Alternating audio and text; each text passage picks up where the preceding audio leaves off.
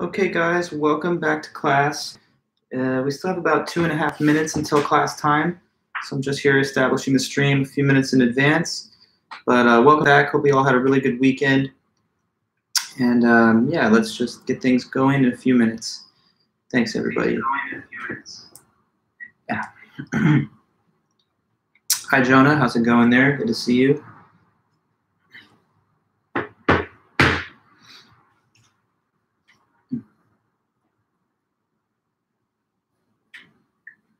Welcome back, everyone.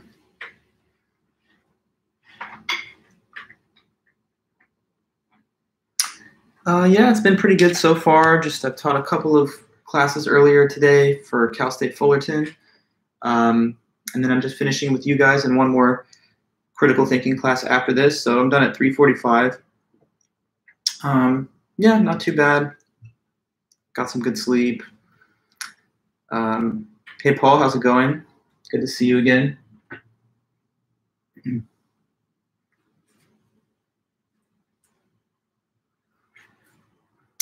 Yeah.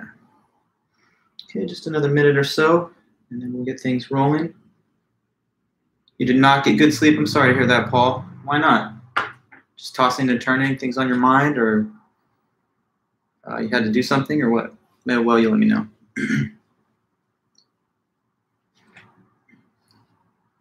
Yeah, sleep, I'm a big-time sleeper. I don't know. A lot of times people I find certain type of person likes to brag about not needing much sleep. I'm not that person. I need a lot of sleep. If I don't get 7-8 hours at a minimum, it's just hard for me.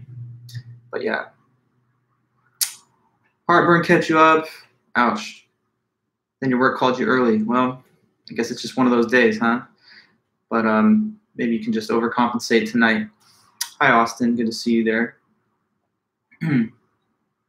Nice. Welcome back.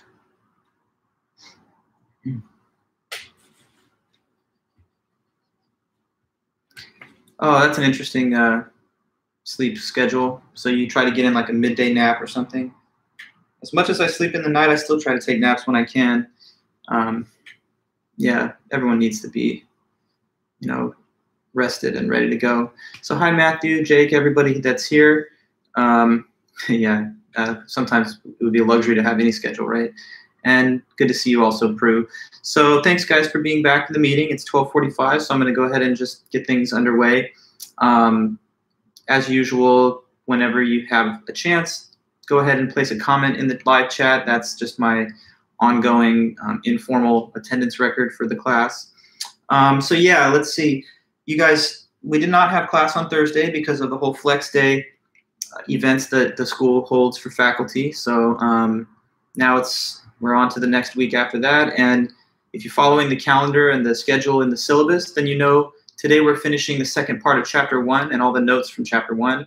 And on Thursday, next class period, this upcoming meeting in 48 hours, we're going to have our first quiz. And the first quiz deals with all the information and topics that were in Chapter 8 and the initial material, plus this Chapter 1 stuff. Yeah, so it has been about a week. The schedule has some holes in it because of the various holidays and things. So I'm going to make sure that we're in touch with what we covered last time, and then we'll continue and we'll finish up those Chapter 1 notes today. Here's another question I have for everybody. Did some of you manage to notice the announcement that I delivered on Sunday night with the answer key for the first homework problem set and just a couple of other quick notes? Let me know if anyone can confirm that you received this one. Just want to make sure to touch base about that while we're here. The Sunday night Canvas announcement. Okay, good. Thanks, Jonah. So in reference to that, it was just the answer key for homework 1. You can compare your submitted assignment to that answer key, but also I figure many of you would like to know your specific individual score. And I invited you in that message to send me an email anytime to request the score from that assignment. So my policy is to reply to people who send the requests within a 48 hours window. And I've been trying to do that. Maybe there were some that might have emailed me yesterday, and I'm going to get to them by the end of today. But anyways, if you're looking for the score that you got on homework 1, everything has been graded, but my policy is to provide scores per request in a personal email exchange. So I don't post those grades on Canvas or anywhere else. I also find that there are some security reasons for not necessarily doing that. Sometimes the information could get hacked, deleted, lost. So I keep a physical and an electronic gradebook with me, and I simply reveal the scores to students with whatever comments per request. So I definitely would like it if those that want their scores ask. But anyway, there's a quiz coming up on Thursday. You can also, I guess, if you really want, ask for your scores after that has been graded. But that's going to take a few more days after the quiz on Thursday. So just some updates about the pace of the class and the upcoming meetings. So we will have a quiz this Thursday. I'll talk to you guys a little bit more at the end of the meeting today about the exact requirements for how you'll take the quiz. It's pretty straightforward. You just receive the quiz form from me as a Canvas announcement, and that will be distributed at class time, so just before 12:45. And then you'll have until 2:10 p.m., the expiration of the class period, to send me back the answers from the blank quiz form. And I mean, that's it. There won't be a meeting on Thursday. There won't be a lecture. It's just dedicated to the taking of the quiz on that particular date. Okay, so cool. And as usual, anytime if you have questions, comments, anything, reactions, just let me know in the chat, and I will. I'll jump right in there. Oh, not to worry. Hi, Kayla. Thank you for being here. Yeah, sometimes if you had thought that one of the previous recorded lectures was the current live stream, you could have gotten lost. But I'm glad that you found your way here, and we haven't really started the lecture proper yet, so you haven't missed anything. Okay, and hi, Lauren. Good to see you too. All right, guys, so let us just bring our minds back onto the topic of Chapter 1. Also, by the way, I guess I should have mentioned this. In the announcements that I sent on Canvas Sunday night, there were also some videos in there of the famous Milgram and Zimbardo experiments. Have any of you guys noticed those or had a chance to look at them? Hopefully so. That would, I guess, add greater clarity and depth to your understanding of those social psychology experiments. It's one thing to hear a person speak about it or just read about it, but it's much more, I think, vivid and impactful when you actually see the live, well, the archived video documentary footage of it. So hopefully you get a chance to look at those, and that's just a sort of addendum and a supplement to the lectures that we had on that topic. Okay, so let me just quickly breeze through the terms and ideas that we did mention last time, and then we'll press forward from there. So Chapter 1 introduces the textbook with some reference to these famous social psychology experiments. Just now mentioned those as referring to the emails where I included some videos. So anyway, one of them was the famous Milgram study. This was conducted by Stanley Milgram at Yale University in the early 1960s. It was not even a generation removed from the horrors and the atrocities of Nazi Germany and World War II. People were curious to know how widespread is this tendency to simply follow orders or directives that are given to you from some perceived authority figure, even if and when the commands given are immoral or at a minimum, questionable. So in the case of the Milgram study, the subjects were placed in the role of teacher and learner. The learner had to memorize word pairs. The teacher was supposed to shock the learner every time they got a memorization question wrong. The shocks weren't real. The learner was in on it with the research team, feigning the pain and anguish of each increasingly intense shock. And what we were really looking at was how far will the average person go in giving all of these shocks just because of the commands from the experimenter, all the while with the helpless victim on the other side pleading, begging, screaming out in pain and requesting to be let go. And so the results were disappointing, I guess, because 2/3 of the subjects in the role of teacher did give all of the shocks, even though some displayed, and you'll see this on the video if you watch the footage, some displayed telltale signs of nervousness, anxiety, hesitance, but that 2/3 majority did give all the shocks just because they thought this was the required act under the authority of the researcher, despite the protests coming from the other side of the wall. A third of people were able to refuse and were able to give clear and valid reasons as to why they should no longer be giving these shocks. So, there is a healthy minority of people that could summon the critical thinking and independence to deviate from these poor and, unjustified commands they're being given. So being a good critical thinker helps give you the tools to intellectually resist authority and to think clearly about what you're doing and why. The Zimbardo experiment was also mentioned at the opening of chapter 1. And so the Zimbardo case, sometimes known as the Stanford prison experiment, this was run by Philip Zimbardo, famous psychologist and researcher from Stanford University, who's still alive. Anyway, this was funded by the US Navy, and they wanted to see how people would respond when they were put into a social dynamic where some people had total control and power and others were basically powerless, like a prison environment. So they recruited volunteers and they divided them into the two roles of prisoner or guard. And the guards were just told, you just run the prison for 2 weeks, do whatever you think that means, as long as you don't cause permanent physical injuries to people. But anything else you want to do to try and enforce compliance and obedience, have at it. It had to be stopped and discontinued prematurely after just 6 days. And the reason that it had to be stopped after just 6 days was because the prison guards ended up becoming increasingly cruel, sadistic, and punitive to the people in the role of prisoner.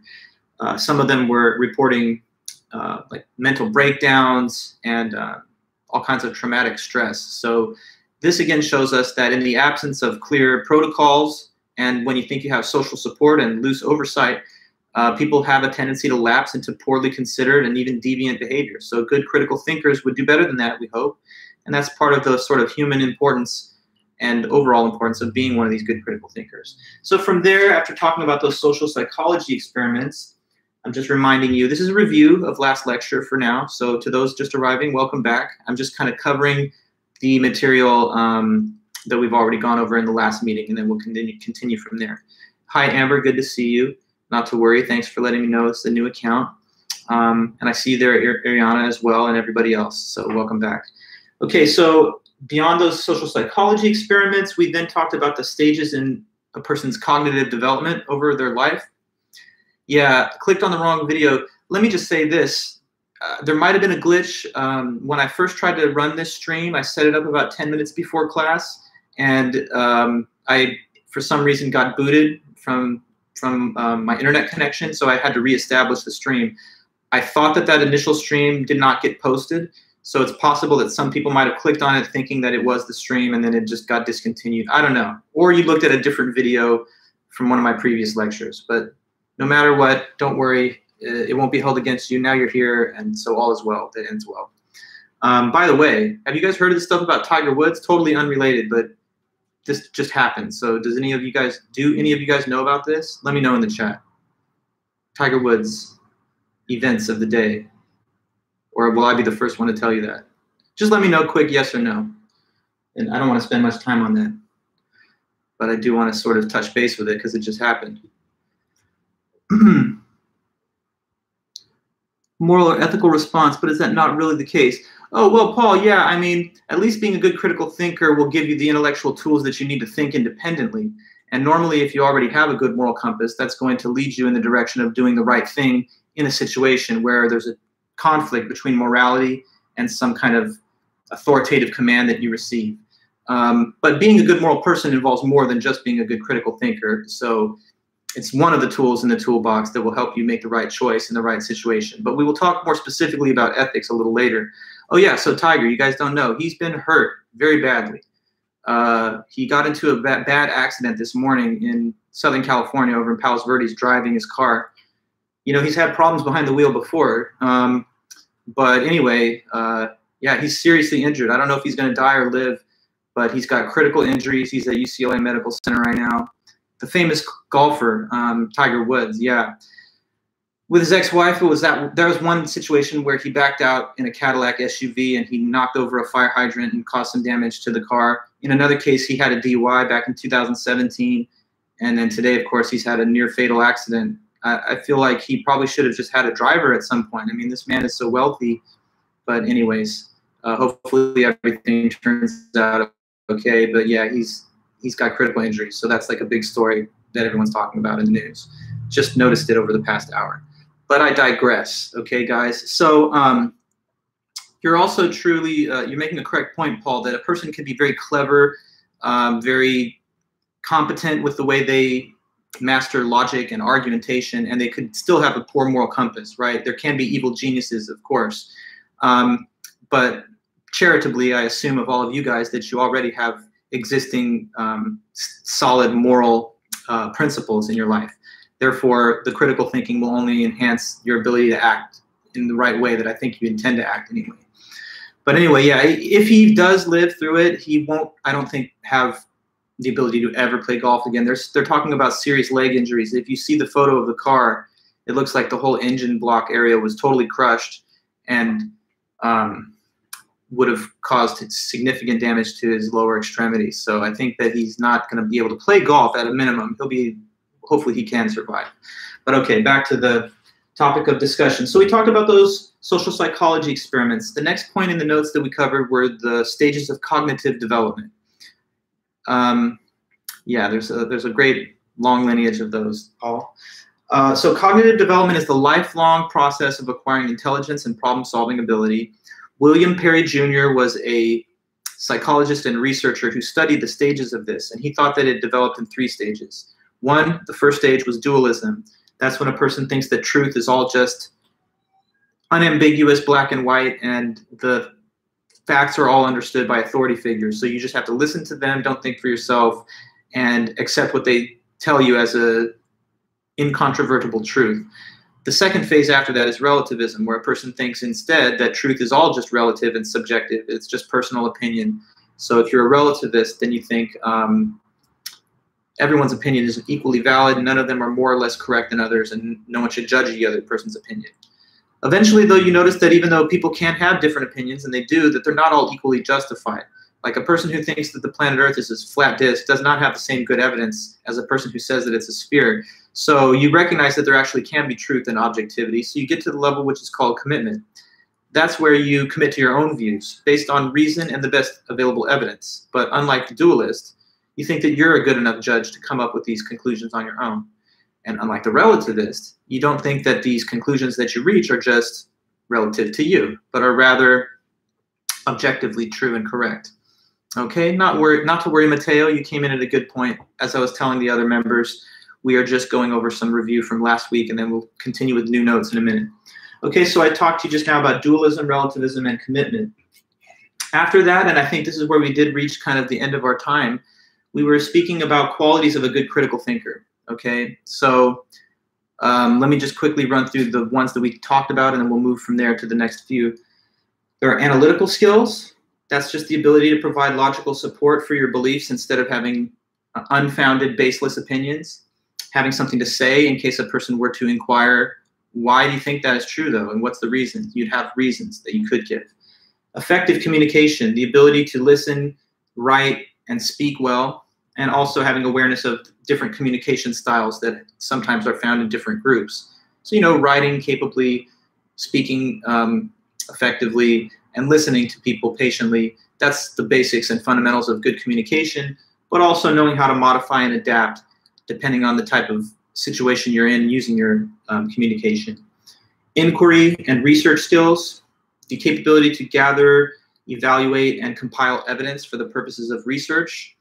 I think then we talked about flexibility, which is the ability to change a person's mind or plans when it's called for, instead of being so stubbornly, you know, insisting upon continuing on a current course of action or agenda, even though it's shown that it's not going to work. So a flexible person will have that ability to switch to plan B or to course correct or to improvise a new solution when things weren't working out before. Flexibility also involves the ability to have an open mind to different ideas and alternative ideas. So don't just shut people down if they disagree with you. Hear them out, listen to what they're saying with an open mind, and be willing and able to change your mind sometimes or your plans. Then I think the last term, and this ends the review part of the meeting, was open-minded skepticism.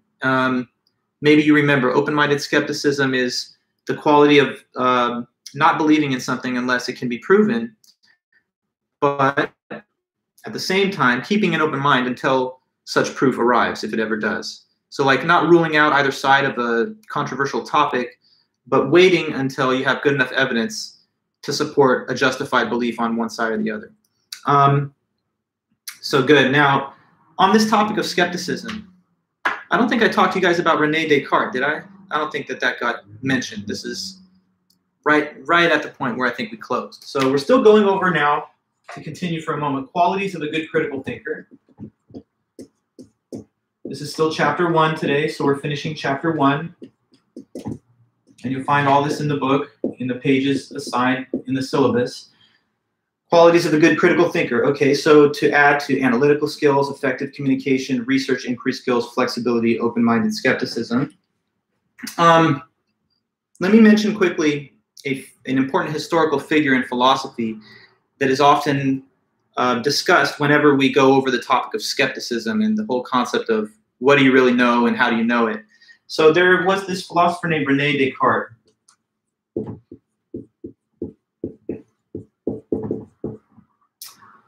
Hold off on qualities of a good critical thinker for a moment. I know I put the heading here, but now I want to have a little discussion about Descartes. You can think of this as an expansion on the topic of open-minded skepticism, and then we'll add new qualities of a good critical thinker in a minute. René Descartes was a French philosopher who lived from 1596 until 1650. And in 1641, he published a book which is called The Meditations.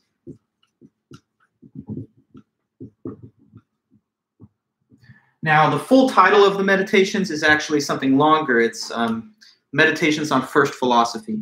But academically, most people just refer to it by this abbreviated title, The Meditations, or Descartes' Meditations. So now, here's the thing about the Meditations.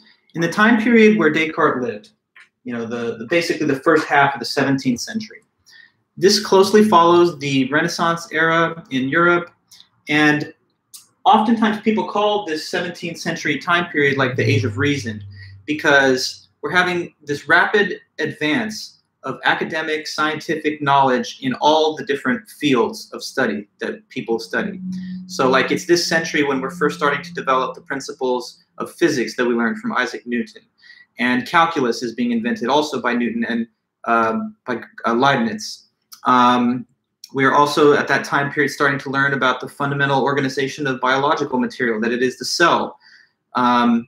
We're now using more newly advanced and newly invented telescopes to discover the proper placement of the celestial objects. Like we're learning, having now passed through Galileo's work, that the sun is at the center of our local cosmos and not the earth. That was like a revolutionary idea for many people because it challenged the orthodoxy of the church, which thought that God would not want the earth to be anywhere else but the middle, since he created man in his image and we're the centerpiece of the creation. And there's also newly developed artistic techniques like the vanishing point that gives you this perspective that has depth of field, so you can more realistically render three-dimensional kind of photorealistic paintings. So whether it is art, science, mathematics, mathematics, the Cartesian coordinates and the coordinate plane in geometry. Descartes was also a mathematician, and he actually is the namesake of the Cartesian coordinates. Cartesian is a reference to his last name, Descartes. So anyway, I've tried to tell you or give you a sense that the time he lived was relative to when, that time period, a very important advance in the academy and in human knowledge. So Descartes saw himself as a part of this burgeoning intellectual growth happening in the West. And he thought, let's make sure that as we're developing all this scientific knowledge, physics, astronomy, biology, mathematics, etc., let's try to make sure that that whole body of knowledge is set down on a firm foundation. Like take a metaphor of architecture, okay? Suppose you have a very beautiful towering structure, like an architectural masterpiece. It may look great, but if it's built on a shaky and loose foundation of like quicksand or whatever, then it's liable to topple over and collapse at some point. And so using that metaphor, think of our structure of human knowledge as like a towering structure that's built on the pieces below. If the foundations at the bottom are not solid, then we may have to reverse all of the conclusions that we develop later, because they would kind of be like fruits of a poisoned tree, as it were.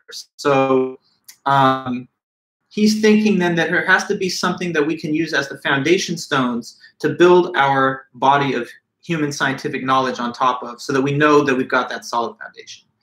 And that meant to him that you have to find out what is totally certain.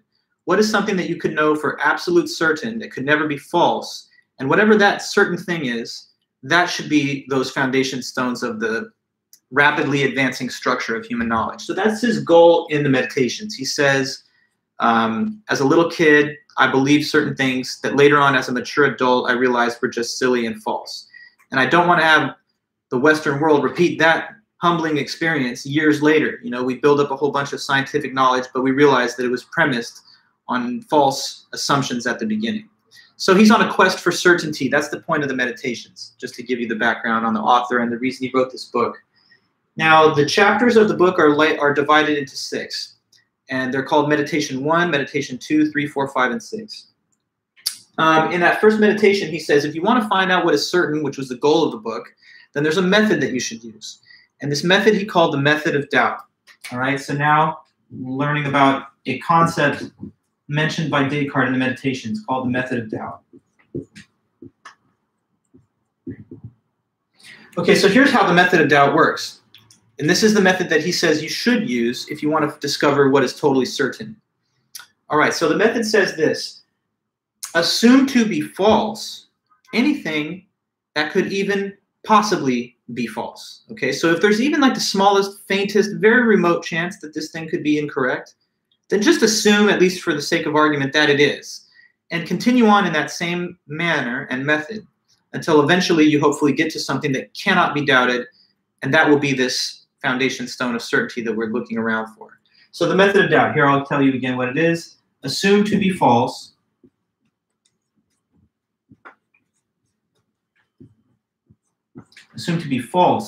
anything that can possibly be doubted.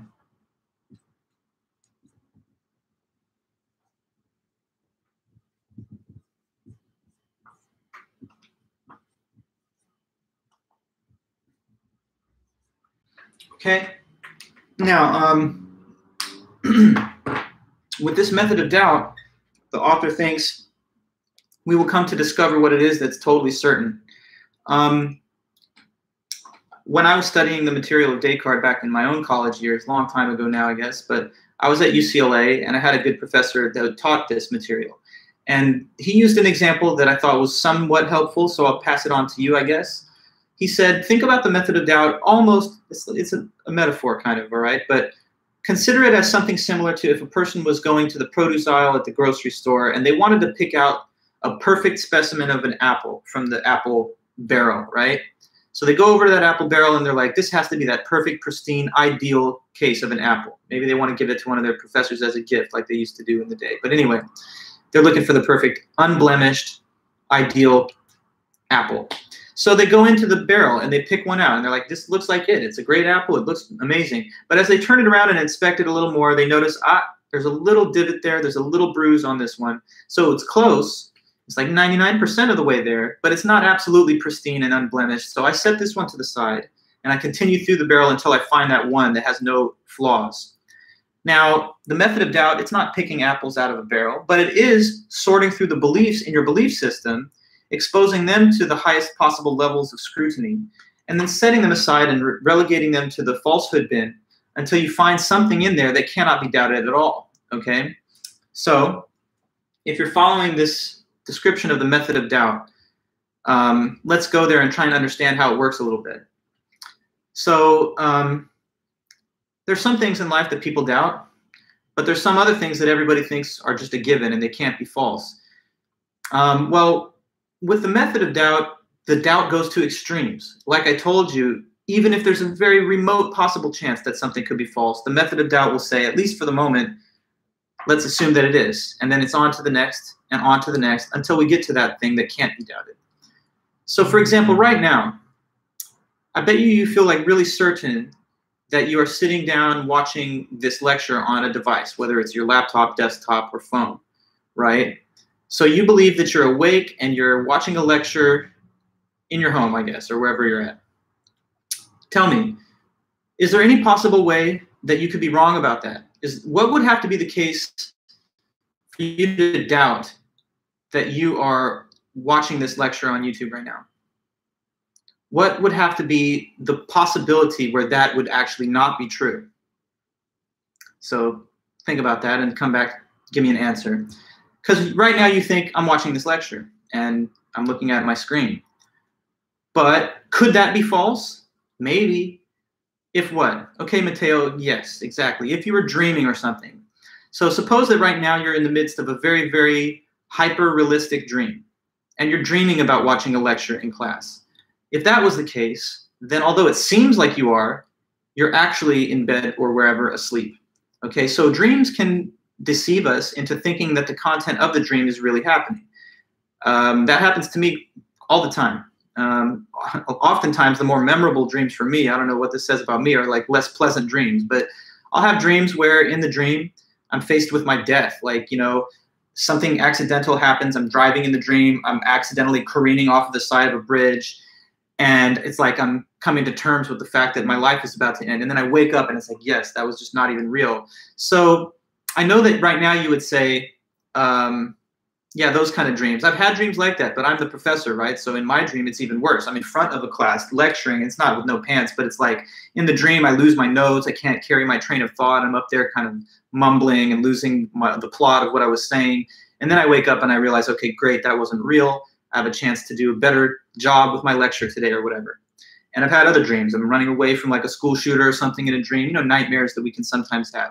But anyway, the point being that sometimes we have realistic dreams, and when we are in the midst of them, you know, you think this is a real thing that's happening. So suppose that right now, although you assume that yes, you are awake, and yes, you are watching your lecture that, you know, is a class you've enrolled in reality, maybe it's all a dream.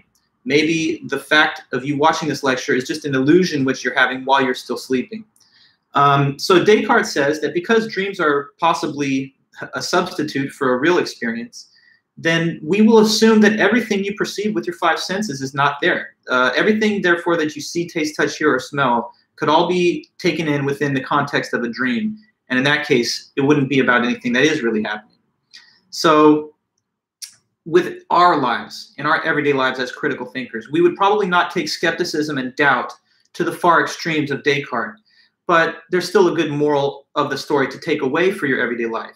Although you probably won't walk around doubting whether or not external reality is real or a simulation or a dream, you probably still should have a healthy dose of skepticism when you hear everyday claims, reports in the media, things that people tell you. You should have a dose of skepticism where you say, well, I would like to believe that, but I need to be able to overcome doubts and skepticism about it. So I need very good proof, a high standard of evidence. Don't just easily believe things and casually believe things without insisting on good high standards of proof and evidence. So before I move on from Descartes, I want to make sure I cover this. Even Descartes, though, with the method of doubt, and Paul, it seems like you're getting to the point already, even he says there's one thing that nobody can doubt. And I guess, Paul, you're volunteering the answer that I was just going to ask as a question, but I'll still ask it. What do you think is one thing that cannot be doubted? So maybe the reality is a dream, or like Elon Musk suggests, this big simulation. You're in a simulation. Even if that was the case, there's one thing that couldn't be doubted at all. And what do you think that could be? No, not to be sorry, but I still think that the answer can be given, and we'll return to the comment. But anyone else hearing me ask this and looking at the comment thread, maybe you'll have now a good hint. What do you think is one thing that you can't deny and you can't doubt at all? One thing, it's like, it's illogical to doubt this. It's like, it doesn't even make sense to say, I doubt this. So what is the one thing that even the method of doubt cannot touch? Your own consciousness. Okay, good. That's right. So you exist. Do you believe that? I would hope so, because how could you possibly think otherwise? The fact that you exist has to be the case because you're thinking in the first place. So just from the fact that you have mental activity, even if it's within a dream, within a simulation, then there's still a dreamer having the dream. So at a minimum, you know that you exist, even if everything else isn't real. Even if everything around you is fake, you could be the one individual thinking these thoughts. So that's one thing that we know for sure. And Paul, you cite a famous quote of Descartes there that has somehow trickled down into the popular consciousness. This comes from the Meditations, and it is the statement in thinking at all. Regardless of whether the thoughts are in a real environment or not, therefore I know that I exist. And yes, Paul, in Latin, the original language of publication, the phrase was this: cogito, so C-O-G-I-T-O, ergo sum. And so what this means in Latin, cogito ergo sum, is the Latin word cogito means consciousness or thought. That has to do with the word cognitive, that, you know, we've talked about cognitive development. So consciousness, ergo is a conclusion indicator word, so it means therefore, and sum means reality or to exist. So consciousness implies existence. Because I have thought, I therefore must exist. In other words, I think, therefore I am. So there's one thing that you can't deny and you can't doubt. You know for a fact that you exist just because you're thinking at all. Consider how contradictory this would be if a person said, I don't think I exist. I mean, how would that be possible? Even if you're doubting the question of your existence, that means the activity of doubt is occurring. And a thing can't doubt if it doesn't exist. So knowing you exist is one thing that you can hold on to as a certainty. Now, correct Paul, and let me mention this to the rest of us here. According to the method of doubt, do you know that I exist? Not you, but me, Dr. Vulich. Would you say that that's something that is certain or no? Or how about just anybody else? I mean, but I'm here with you, so, well, it seems like I'm here with you. Question though, does the method of doubt allow you to say you're certain that other people exist? Like, for example, your professor here? Let me know yes or no. Is it certain that I exist, at least according to the methodology of doubt? Yeah, no, not exactly. You don't know for a fact that I exist, I guess, because if the method of doubt is being assumed, then I could be just another aspect of your big dream that you're having, you know? So like, have you ever interacted with people in a dream and then you wake up and you realize those were not real interactions with someone else? That was just my own mind creating the character of the other person who I had a dream about. It's possible, therefore, that all other individuals aside from you are just figments of your imagination or parts of a simulation, because whose consciousness do you have the ability to verify? Only your own. You only have first-person access to the one first person of yourself. To all other third parties aside from you, you have to infer their existence from the observed behavior, but you can't feel them thinking from the inside point of view of your own consciousness. Anyway, that's a little bit of stuff about Descartes, the method of doubt, what he thinks that does allow us to say is certain, and what it rules out. It's like describing a color without any other reference. I'm not sure, but I'll have to think more about the comment there. You mean like if you couldn't see the color and you just talked about its like wavelength on the electromagnetic light spectrum or something? I don't know though. This is, I think, a different case, Paul, because that's like saying you can't experience something just by being told about it, but you would have to actually be there. Okay, I kind of now I'm starting to work myself into the frame of mind of what you're saying. For you to understand my consciousness, you can only observe it from outside.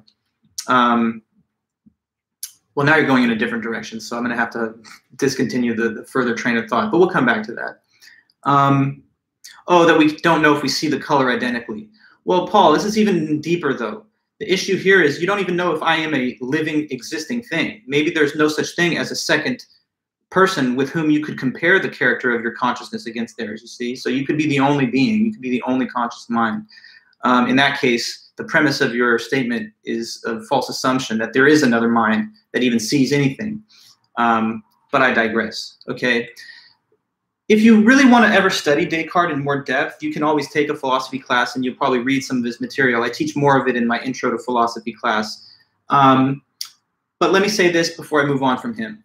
Sometimes people learning just a few things about Descartes just come away with this takeaway, that he's insane and he says the world is a dream, and that's obviously not true. Look, in the end of his book, if you read all 6 chapters, he actually does take a very slow and long loop back to everyday common sense.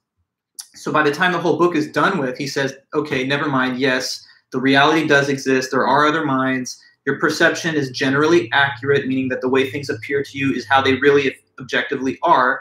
But he doesn't want to help himself to those things that we usually take for granted. He thinks he can prove them through this long and detailed train of argument that begins with the method of doubt.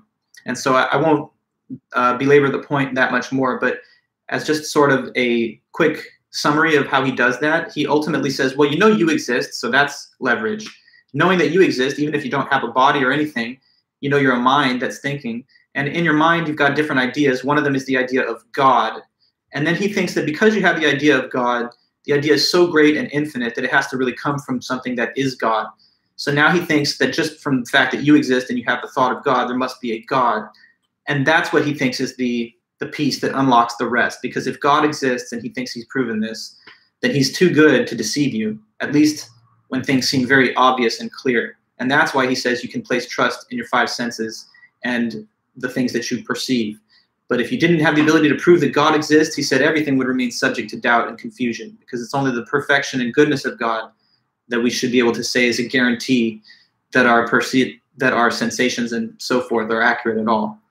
But I'm not saying that I agree with every part of that argument. It's just an interesting thing to think about. And that, anyway, is how he tries to take a narrow path back to like common sense and everyday judgments about reality. Okay, so little discussion of Descartes, the method of doubt, and his meditations. That's a real crash course for you guys, but it's a very interesting book. He's one of, I think, the more expressive and colorful writers in the history of philosophy. So you might find some enjoyment looking at him later at some time. Yeah, true enough, Paul. I mean, once you think I'm already now willing to entertain the possibility that that the world outside of me is just a big illusion, it might seem like it's hard to place trust in anything else from there. But you'd have to read the meditations and see how he felt about his argument. I mean, he does think that the God aspect is what gets him to his conclusions. But there's been fair criticism of that. Some people say that it's a circular argument because he says God is what guarantees that clear perceptions are true. But how do we know God exists? Because we have a clear perception of it. So it's almost like we're helping ourselves to certainty before we've proven God exists to guarantee that the certainty should be trusted. Anyways, that's Descartes. So we go on. A couple more qualities of a good critical thinker, everybody. There's also creative problem solving.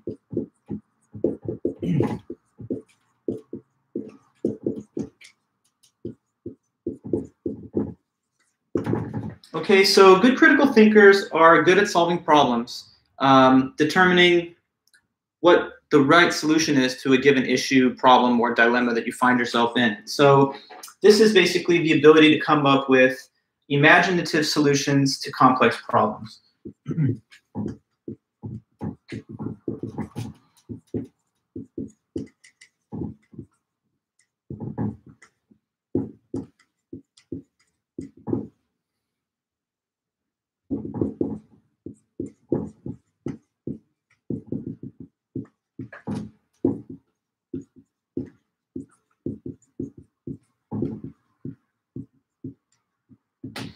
Okay, so in every life, problems of some kind arise sooner or later. I mean, I guess I can't say that with 100% certainty, but I would argue that almost everybody has to encounter and deal with some difficulties, obstacles, setbacks, right?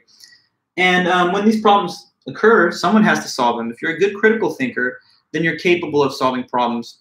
There's a few elements to being a good problem solver. Number one is thinking in advance of what the problems could be so that you already kind of anticipate them and have contingency plans developed, right? So if you're taking like a long cross-country trip and you're thinking of the possibility that a tire could blow out or that there could be some issues mechanically, then maybe you'll make sure to pack a spare tire or to have a gas can or something. It won't be the first time that you thought about this possibility when the car breaks down. You know, you already considered that it could happen and you're ready with some tools to address those possibilities. In other cases, contingency plans cannot be developed because the nature of the problem is so unpredictable or random that you couldn't have reasonably foreseen it. But even if that's the case, if you're a good critical thinker, you're good at quickly analyzing a situation, assessing what's wrong, and what the most effective strategy would be to solve the problem and make quick decisions. So whether it's developing contingency plans in advance that are ready to go, or being able to think quickly on your feet and rationally deliberate over a plan that you can then put into action, good critical thinkers are good at that. People that are not so good at critical thinking have to depend on others that are better at it when these problems arise. So, you know, wouldn't you rather be the person who everyone calls when they need help and they need counsel, instead of being the person who's looking for someone to help guide them out of a tough situation? So good critical thinkers can rely on their own judgment and quick wits. And that's a very marketable skill, and it's just a good skill in everyday life. I say marketable, and that's mentioned in the book too, because, you know, companies, businesses, firms, they look for people that are creative problem solvers so that they can help them advance the mission of the company or the product. The textbook refers to a few cases where I guess creative problem solving was not seen, and that's trying to highlight the importance of it and why we should try to be good at this. So they make one mention of the Fukushima nuclear reactor meltdown that happened in Japan, I think back in 2011. See, there was this big tsunami wave that happened after an earthquake in the region, and that caused giant water waves to collide onto this part of the Fukushima nuclear reactor, and it breached the walls of the compound, which then caused a meltdown. And now because of that, it's an unsafe area for like 50 years while the nuclear radioactive waste dissipates. And the only things that can go in there to help clean it up or to secure and contain it are robots. So, you know, what the book mentions is that this is a part of the world where big tsunami waves, etc., were known to have happened. There's a bunch of classical Japanese art that depicts scenes exactly just like that. And so it would not have been impossible to predict or foresee that such a thing could have happened, and therefore there could have been a different decision about the location of the facility or maybe more fortification of its structural integrity. But because those steps weren't taken or considered, you know, now we have this long problem that has to be dealt with.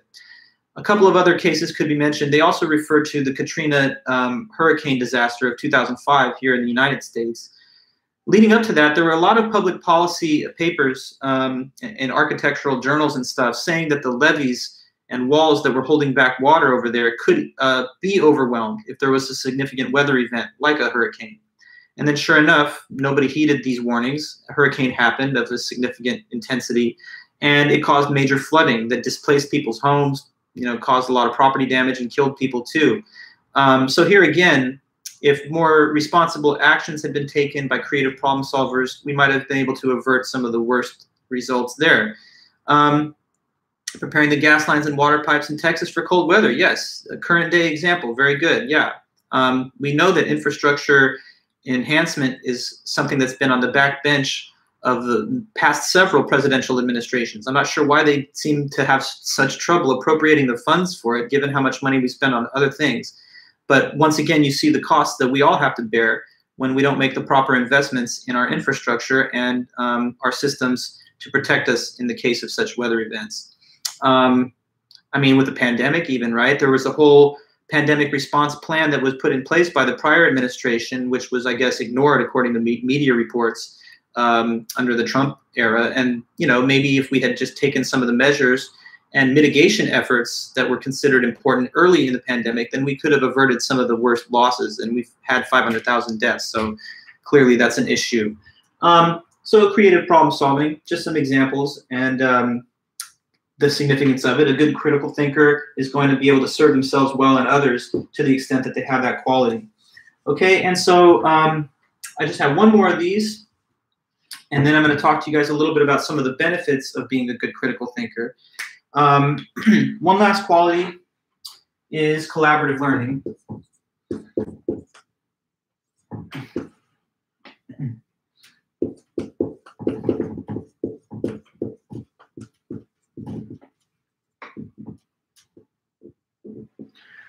Collaborative learning. So this is the ability to work well with others to come up with shared solutions to common problems. Okay.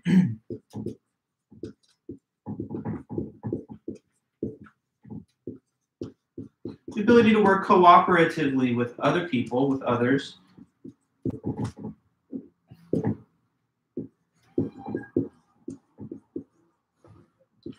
To find shared solutions to common problems.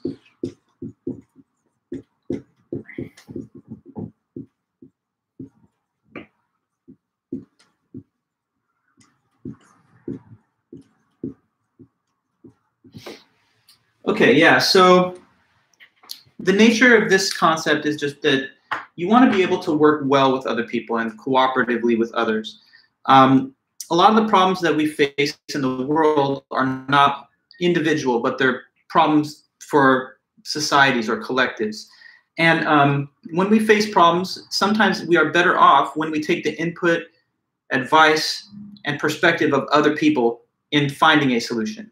So a good collaborative learner takes on board the best contributions of their peers, colleagues, and fellows. It's the opposite of a person who, instead of being like this, kind of standoffishly insists and stubbornly insists on doing things their own way and can never be influenced or swayed by other people's input. The thing is this, right? Sometimes you're the smartest person in the room, and I don't doubt that at all. But even if you are the smartest person in the room, there are sometimes things that you can't know or understand from your own personal experiences. There's an old, I don't know where the story comes from, but it's one of these stories of, like, say you got like 6 different blind people and they're all touching a different part of like a big elephant, and they can't each individually tell what it is. But if they were to combine their experiences and share their partial information with each other, then they could piece together the larger picture. This is obviously a metaphor, but in life it sometimes is like that. You're very knowledgeable, you have a lot of experience, but yet there's another person who you could team up with that has had other experiences that you couldn't possibly have had, and can offer you insight and perspective that will be useful towards the solution of a common problem. So try to listen to others, take their contributions seriously, offer your input as well, and work as a team. In society, we often solve the biggest problems when we work together instead of doing them all alone. There's no way that we ever would have achieved some of the great technological feats of mankind if people had avoided contact with others and thought of themselves as just an atomic unit disconnected from the thoughts of other people. The smartest person in the room doesn't necessarily know everything. Correct, yeah. So the story you're talking about from China, nice. Thanks for the reference. I'm going to have to find a more accurate statement of it so that I don't butcher the example, but that was basically the kind of example that I wanted to give. Okay, well, thank you very much. So now then, let's go ahead and talk about what are some of the benefits of being a good critical thinker. So, like, what's in it for me is the question basically now. You've heard what a good critical thinker is like, what kind of skills and qualities they generally will have. But why would you want to be a good critical thinker? Why does it help your own self-interest, or what's the benefit to you? Well, there are certain benefits.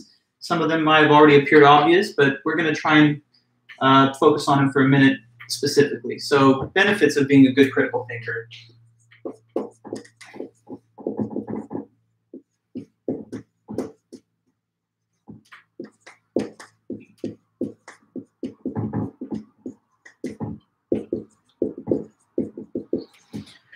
Benefits of being a good critical thinker. Okay, so one of them, and this is really broadly discussed in the textbook, it helps with your personal confidence and self-esteem, okay? How to win friends and influence people. Well, I mean, it's not just to impress everybody else. One thing about being a good critical thinker is, yes, it does meet with a sense of intellectual respect that people have. You know, people respect intelligence and good judgment, but there's also a personal benefit that can come even outside of an association with others. So here's one of those: personal confidence and self-esteem.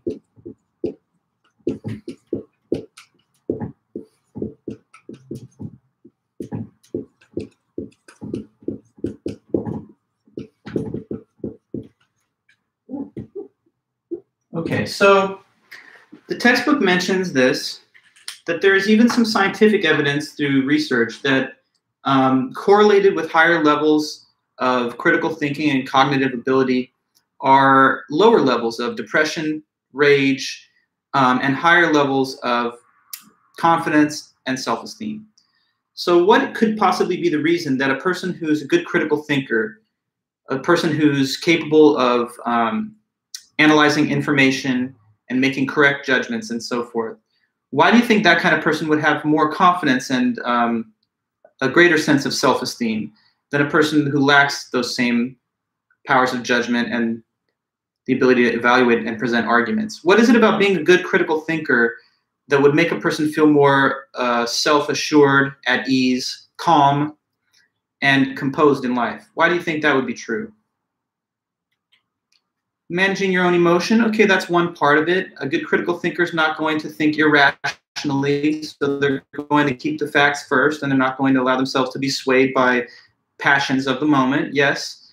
And in general, we can expand on that. A good critical thinker knows that they can rely on their own powers of judgment, that they can solve problems when problems arise, that they can get out of tough situations if and when they happen. So a person with poor critical thinking abilities can easily feel overwhelmed and frustrated at even small obstacles and setbacks. If something happens that they didn't plan for, a person with poor critical thinking ability is sometimes at a loss and needs to ask for help from someone else. But a good critical thinker always feels like they're capable of directing their own course. They're the captain of their own ship, as it were, and they feel the sense of confidence that comes from knowing you can make good and capable decisions based on the right information. So you're self-directing, exactly, Khan, you're rational. You take on other people's perspectives, but when you do this, you know that you're going to be able to integrate them into one coherent point of view that makes sense. So a person without good critical thinking skills can sometimes feel lost, overwhelmed, bewildered, confused. But of course, it is the right course to ask for help at times. I'm just saying that a good critical thinker knows that they have good independent powers of judgment when they have to rely on them. And so here I'll refer to the textbook, which goes over the same ideas a little bit.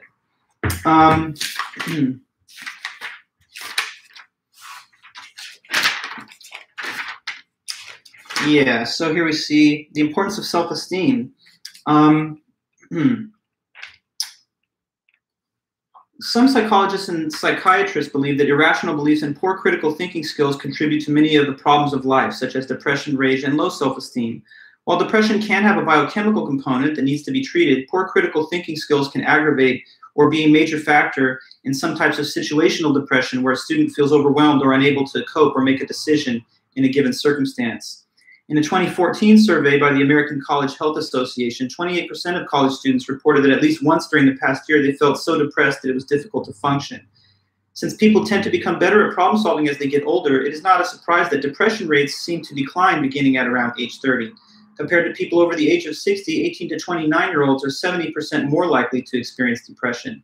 So it also mentions this is by no means a cure-all, but nonetheless, improving critical thinking skills have been shown to help people deal more effectively with their problems, and you no longer see your life as out of your control or incapable of dealing with the difficulties of life. Yeah. Well, I mean, we'll talk about egocentrism as a barrier to critical thinking, so hold that thought there, Paul. And you ask if good critical thinkers tend to be more modest. Well, they have a sense of their own limitations, and so they don't overestimate themselves. They don't have a bias in favor of the things that they already believe. So in that sense, they're intellectually modest, I would say, yeah. Okay. Now, Ian, you say you think a lot of critical thinkers that you've met are nihilistic, like people that just want to watch the world burn.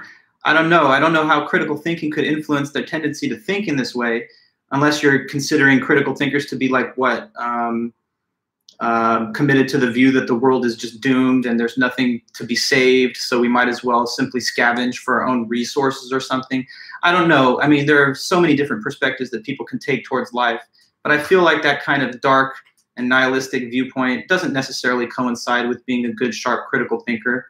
I mean, in a way, that's a scary thought, that to be happy and to have a sense of optimism, you have to be not as sharp or whatever. I don't know. I would hope otherwise. But, you know, they say ignorance is bliss. Personally, I don't believe so, though. I think ignorance is not bliss. If you're ignorant, then you're at a loss. And in a way, it's even worse because you don't even know it. But okay, personal confidence and self-esteem, one of the benefits of being a good critical thinker. Also, on the same topic, it helps you to develop a rational plan of life.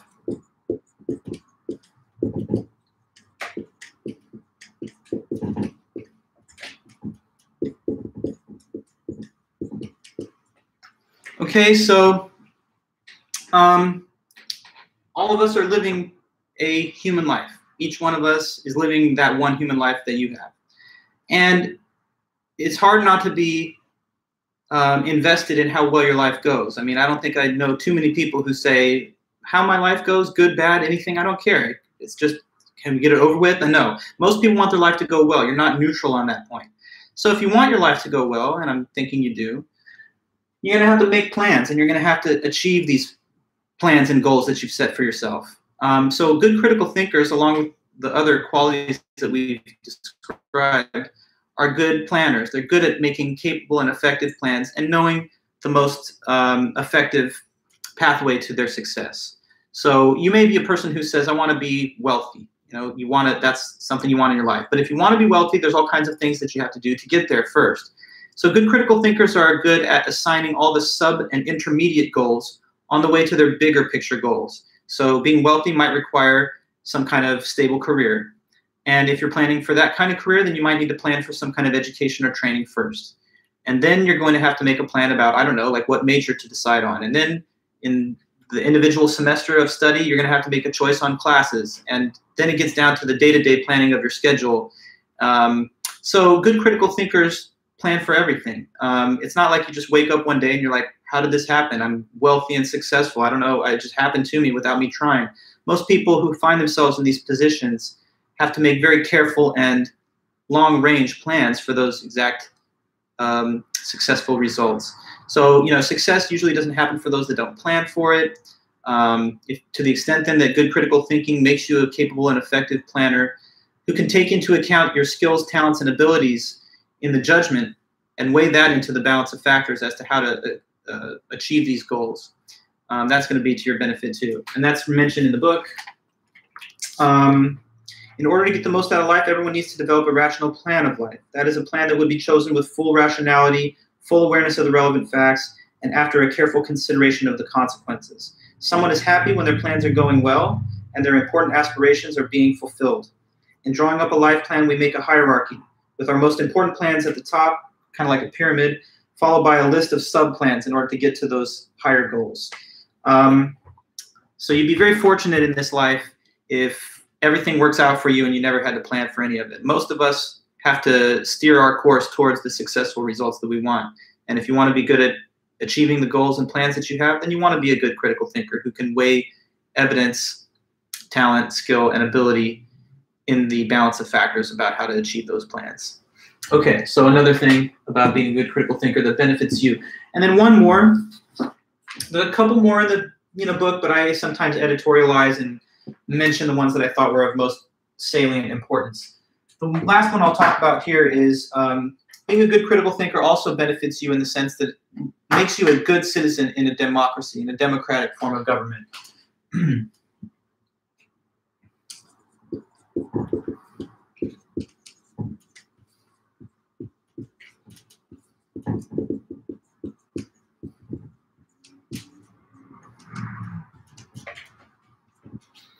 Okay, so let's speak to this for just a bit. What is it that makes a system of government a democracy? What is the difference between democracy and, like, I don't know, monarchy or dictatorship or something like that?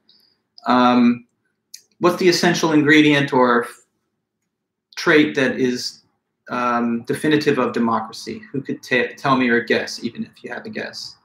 We live in a democracy, so in a way, you should be able to perhaps reason backwards from this. What is the characteristic feature of democracy that makes it that kind of government or social system? Okay, so Paul, I can see a little bit of cynicism in your response, but I take your point. Let me just focus on the latter portion of it, the participation by everyone. Well, of course, if you mean by the word illusion that most don't participate, that's true perhaps and sad. Although I think we did have record levels of participation in the most recent election compared with many others in the past 100 years. So good. It's power to the people. It's a system in which we have democratic elections. So democracy comes to us from the old Greek word of demos, meaning people. So it is a system of government of, by, for the people. And why is it for and by the people? Because people vote in a democracy. Yeah. So we appoint to positions of power and office those that occupy these high positions through the democratic electoral process. So what is it about being a good critical thinker that would make you a good citizen in a democracy? Well, because democracy is all about elections and the power of the people to choose on their elected leadership, and in some cases directly establish laws or institute laws through propositions and referenda. So democracy requires participation in elections for it to be a healthy and well-functioning democracy. But what does participation in an election require from a citizen? Well, the citizen at a minimum has to know what it is they're being asked to vote on, and they have to understand the issues on both sides. They have to know the arguments on either side.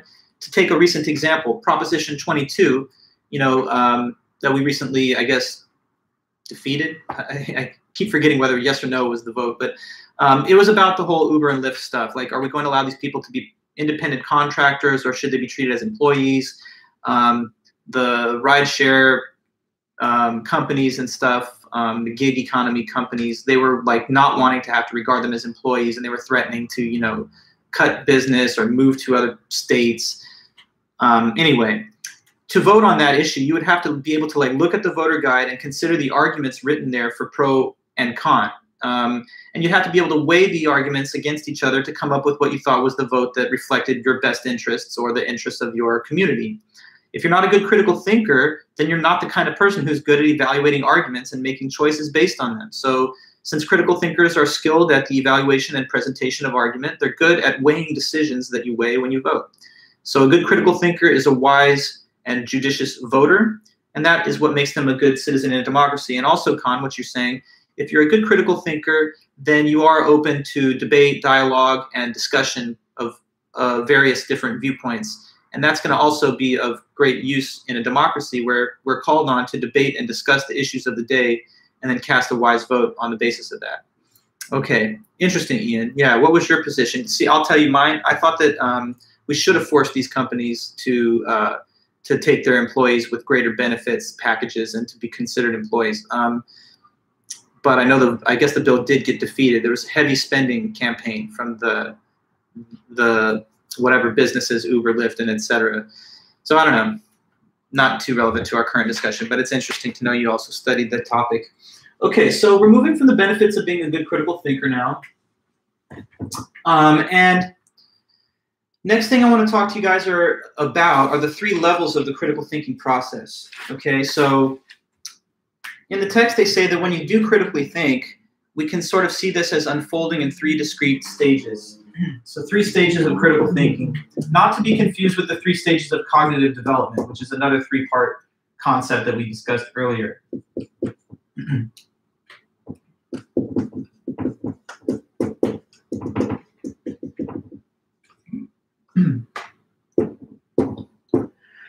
So the 3 stages mentioned are experience, interpretation, and analysis.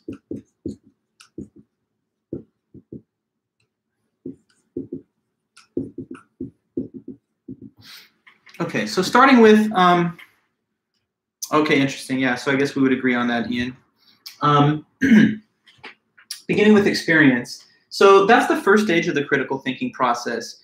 At that level, at that stage, a person merely takes in what the experience was, what the events were, but they don't yet try to explain why or how they happened. Okay, so basically here, 1 describes what the experience was.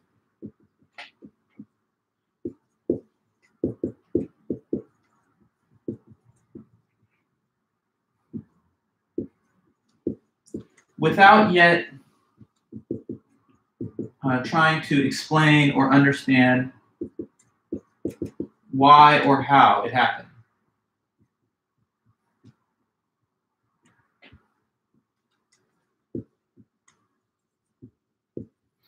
Okay, experience. 1 describes what the experience was without yet trying to explain why or how it happened. So it's kind of like the experience stage is the what of the critical thinking process, just what happened. Say, for example, that a person like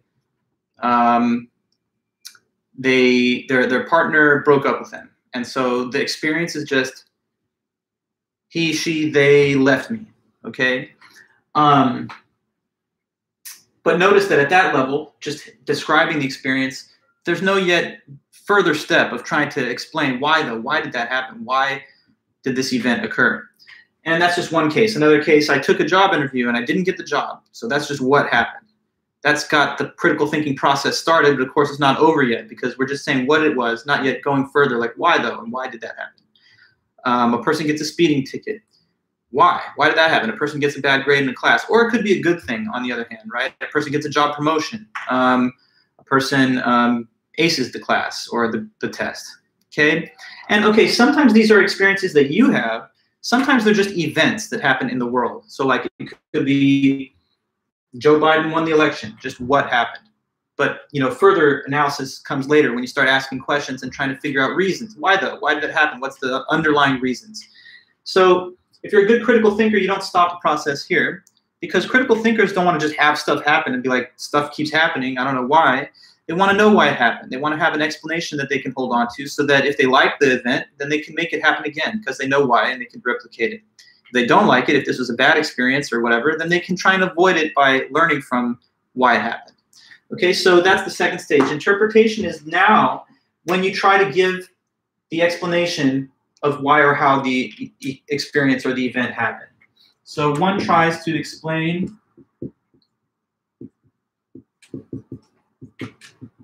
why or how the event happened.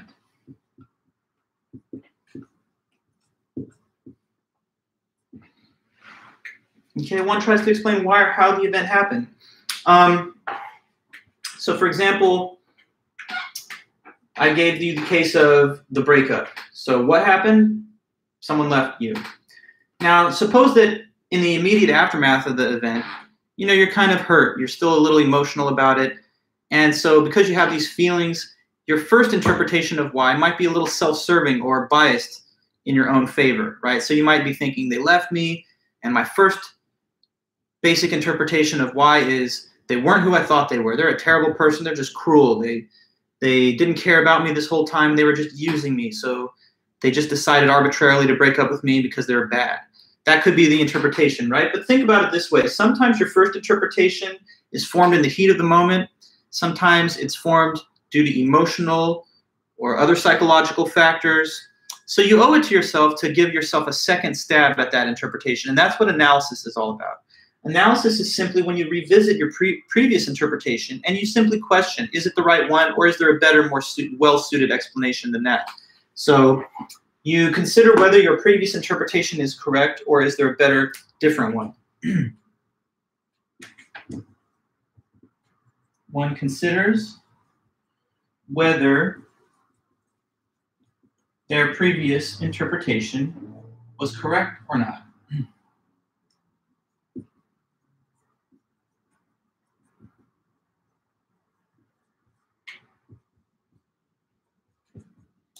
Okay, so good critical thinkers are always willing to change their view if it seems like the evidence and circumstances justify that.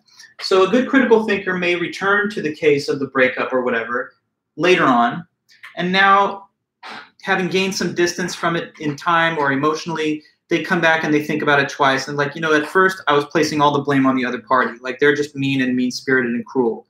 But as I reflect on it a little more and I'm honest with myself, I recognize that I maybe didn't give this person gifts on certain conspicuous holidays. In one case, I got into a bad fight with the person's family member that might have offended them. I was sometimes too critical of their appearance or whatever. So now you're taking a second look and willing to revisit the reasons why and to expand on the interpretation and maybe place a little blame on yourself. You got a bad grade in class. Your first interpretation is this professor is just trash. They don't know how to teach. So how could anybody learn their material? That's why I got a bad grade.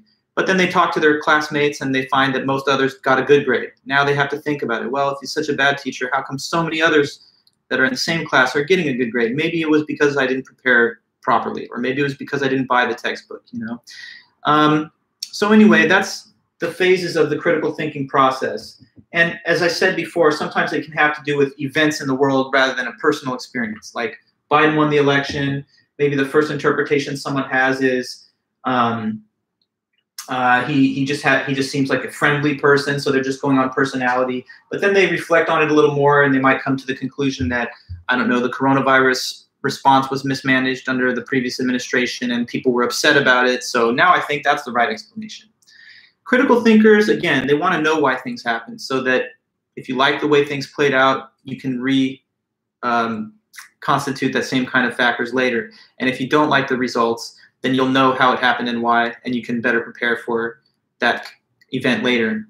One time, about a year ago, I had a bike. It was a great bike. I had it for a long time, 15 years. It was a classic old 70s Schwinn, and fixed gear, metal frame, big heavy bike. I always loved riding it around.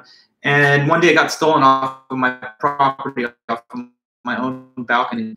And you know what happened? My bike got stolen from my balcony.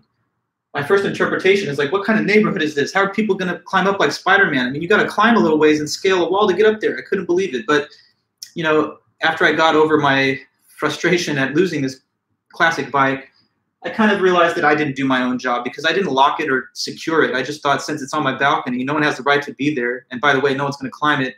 So, you know, some of the blame goes to me for not properly securing my property. Okay, so you're trying to be a good critical thinker. When things happen, if they're notable or whatever, take note of them, try and figure out why, but don't just leave it at that. Be willing to revisit the analysis later.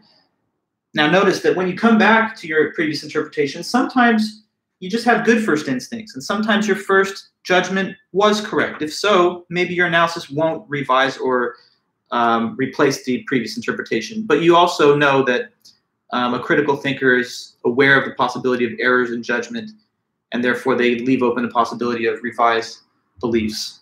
Okay, 3 stages of critical thinking. Now, there's a last section of notes in chapter 1, which talk about barriers and obstacles to being a good critical thinker.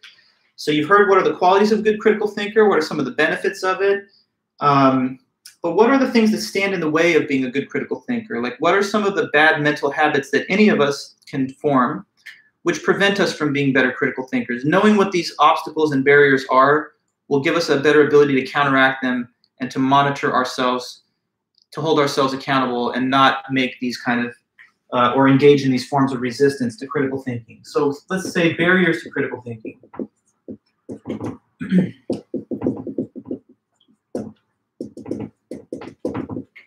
So, right, if critical thinking is just good, it's good for me, you, it's good for society, it helps people with their self-esteem, makes them confident, makes them better problem solvers. It seems like all it does is good, so why don't people just naturally do this? Well, the thing is, we hate being wrong, and so we have a lot of us built up psychological defense mechanisms that prevent us from reconsidering ourselves or from having our views challenged.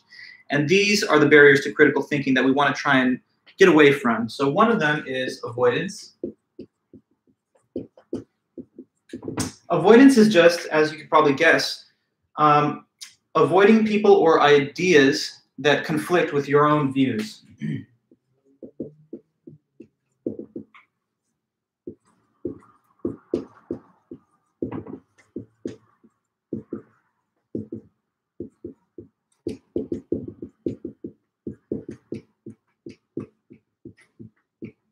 So what some will do is they try their best to make sure that they don't ever interact with people who don't have like-minded opinions.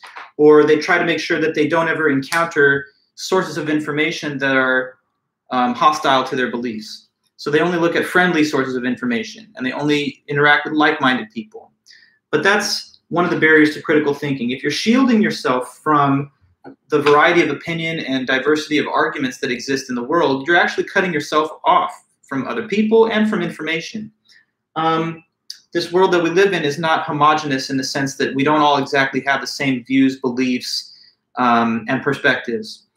But what are you going to do about that? Are you going to just cut off all the people who have any slight differences of opinion, perspective, or belief system than you? If you do that, then you're going to eliminate whole possible avenues of experience, relationship, and etc. in your life.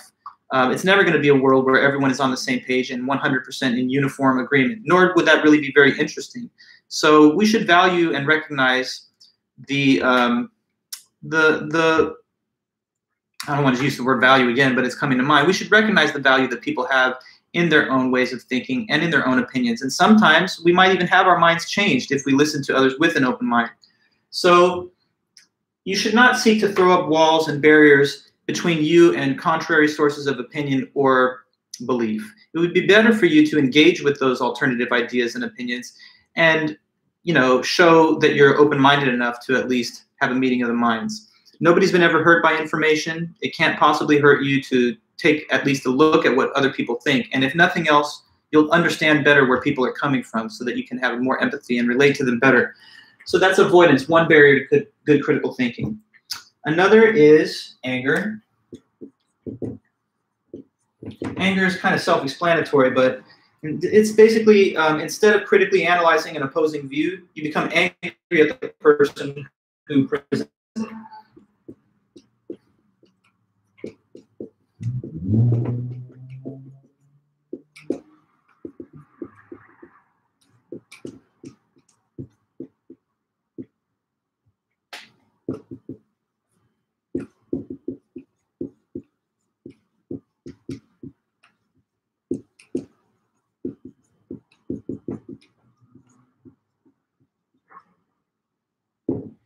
Okay, so instead of critically analyzing an opposing view, the individual becomes angry at the person who's presenting this view to them.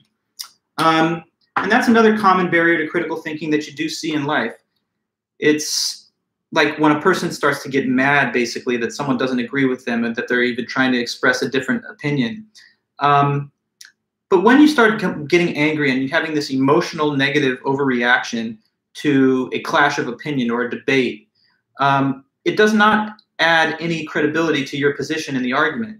It's not like starting to raise your voice, pounding on the table, yelling at people, insulting them, makes you look like you have a stronger argument. If anything, it signals to others that you don't have the ability to just make the case based on rational evidence, and you have to resort to these emotional appeals to anger.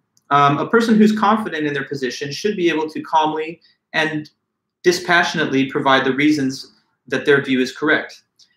You don't need to get angry at people who don't agree with you. It's better to just listen to them, hear them out, and if you still don't find yourself convinced, you can tell them your reasons for disagreement.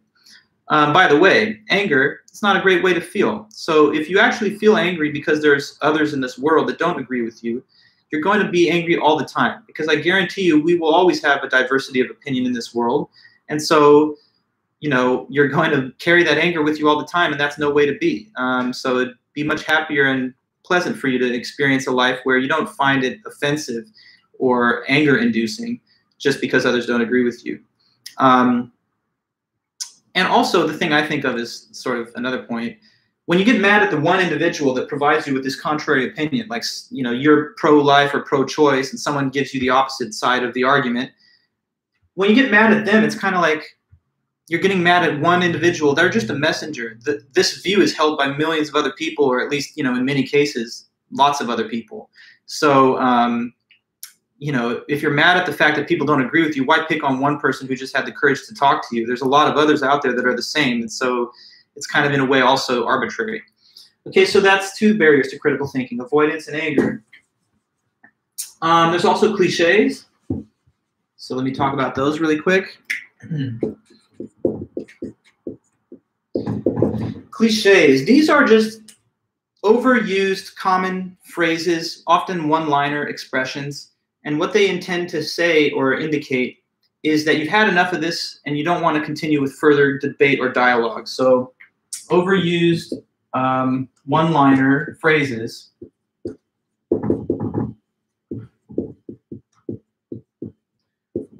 that seek to end critical discussion or analysis.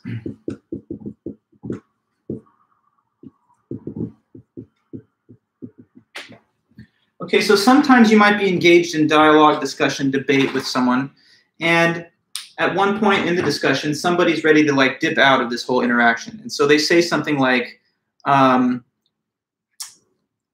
is what it is, to each their own, agree to disagree. You've heard people say things like this, right?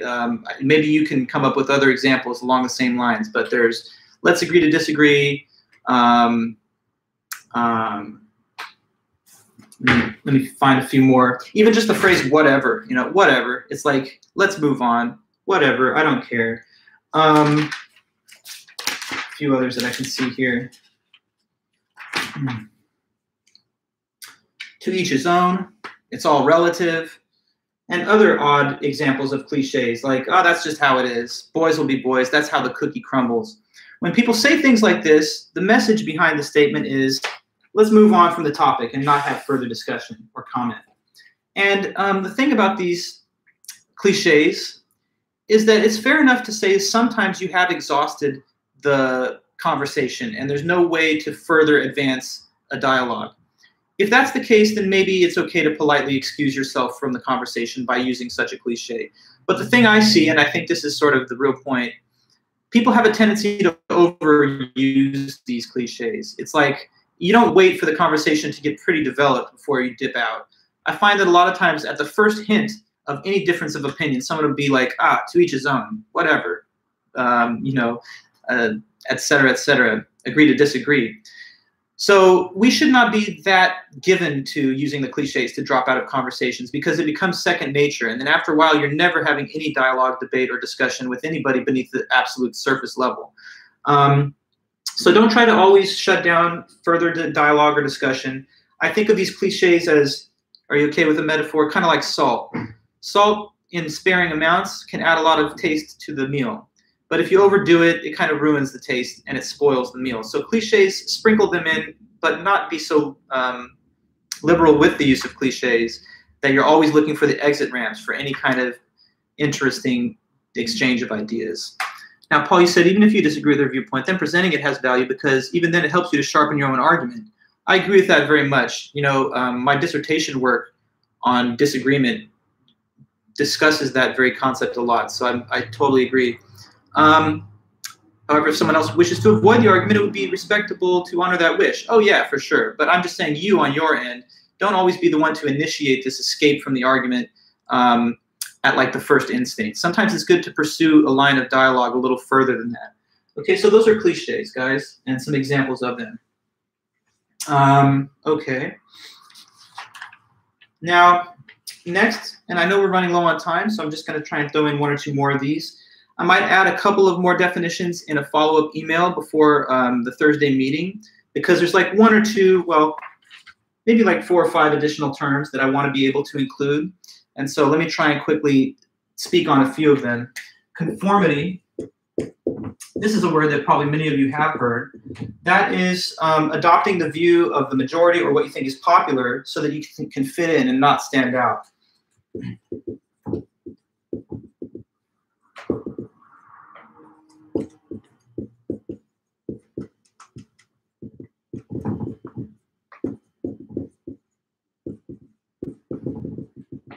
To fit in and not stand out. Okay, so human beings, I've heard it argued that we're social animals. That goes way back to the work of Aristotle and classics in philosophy. We're the social animal. We work cooperatively in societies, and we erect very detailed systems of government and criminal justice and so forth, and technology. So because of that, we are more comfortable when we're part of a group. And that's why we have a tendency to want to conform, especially in your adolescence and your early adulthood. You want to be a part of something bigger than yourself. You want to fit in. You don't want to be the isolated loner. And that makes sense psychologically. But the problem is that sometimes our tendency towards conformity prevents us from coming up with our own viewpoints. Sometimes we may even have our own private doubts about something, but we don't want to express them because we don't want to be excluded from what we think is popular.